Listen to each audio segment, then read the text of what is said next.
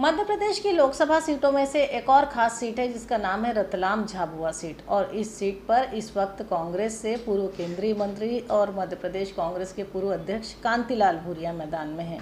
वहीं बीजेपी ने इस सीट से अनीता नागर को टिकट दिया है। अगर इस सीट की बात करें तो इस सीट पर भी जो है लड़ाई बराबरी की दिखाई दे रही है, जिसके कई सारी वजह हैं। बल्कि कह सकते हैं कि इस सीट पर भी जो है कांग्रेस और बीजेपी दोनों एक दूसरे को टक्कर दे रहे हैं। तो चलिए समझते हैं कि आखिर रतलाम झाबुआ सीट का समीकरण क्या है। सबसे पहले बात करेंगे हम कांग्रेस कैंडिडेट कांतिलाल भूरिया की। तो कांतिलाल भूरिया का जो राजनीतिक जीवन है, काफ़ी लंबा उनका राजनीतिक सफ़र है। मध्य प्रदेश कांग्रेस के अध्यक्ष रहे हैं, कई बार वहां से सांसद रहे हैं झाबुआ से, और साथ ही पूर्व केंद्रीय मंत्री भी रह चुके हैं कांतिलाल भूरिया।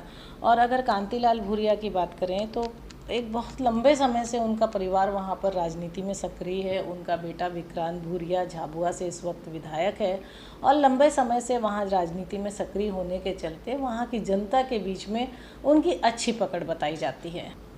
कांतिलाल भूरिया के लिए उनका बेटा विक्रांत भूरिया लगातार मैदान में है। वो लगातार वहाँ उनके लिए चुनाव प्रचार कर रहा है और उसका तर्क है कि पिछले जितने समय में, लंबे समय में भूरिया परिवार के सदस्य ने, चाहे वो कांतिलाल भूरिया हो या विक्रांत भूरिया खुद हो, वहाँ की जनता के लिए उन्होंने क्या क्या विकास कार्य किए, वहाँ की जनता के लिए क्या क्या नया करा, उसे बताकर वो जनता के बीच वोट मांग रहे हैं। वहीं अगर बीजेपी कैंडिडेट अनीता नागर की बात करें तो वो भी राजनीतिक परिवार से आती हैं। उनके पति नागर सिंह चौहान मध्य प्रदेश सरकार के मंत्री हैं और अनीता नागर भी राजनीति में लगातार सक्रिय हैं।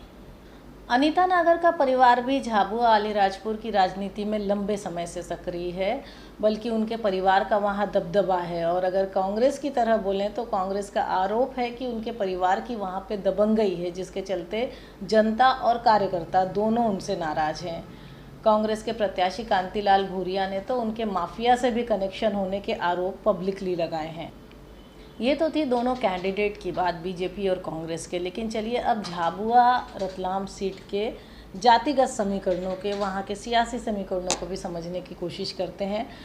वैसे तो रतलाम सीट अनुसूचित जनजाति के लिए रिजर्व सीट है और यहाँ पर अगर हम वोटों को देखें तो अनुसूचित जनजाति में भी दो तरह के वोट, यहाँ पर दो समुदाय के वोट महत्वपूर्ण हैं, जिसमें से एक वोट भील समुदाय का है और एक वोट भिलाला समुदाय का है। जो भील समुदाय है उसका वोट लगभग 70 से 75% है। इसका मतलब साफ है कि जो दूसरे अन्य समुदाय हैं, चाहे वो भिलाला समुदाय हो या कोई और समुदाय है, उनका वोट 25 से 30% के बीच में माना जा रहा है।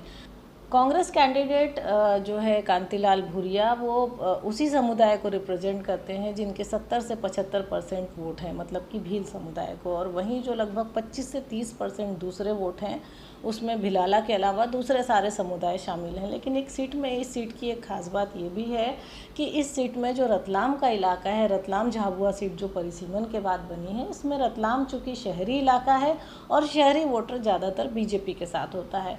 तो अगर दोनों ही इक्वेशन हम देखें, अलीराजपुर झाबुआ के ज़िलों को मिलाकर और रतलाम को मिलाकर, तो इसमें भी कह सकते हैं कि कांग्रेस का पलड़ा भारी तो दिखाई दे रहा है। लेकिन अगर शहरी वोटरों की तरफ देखेंगे, पिछले चुनाव की तरफ देखेंगे, तो बीजेपी का भी पलड़ा जो है कमज़ोर नहीं है।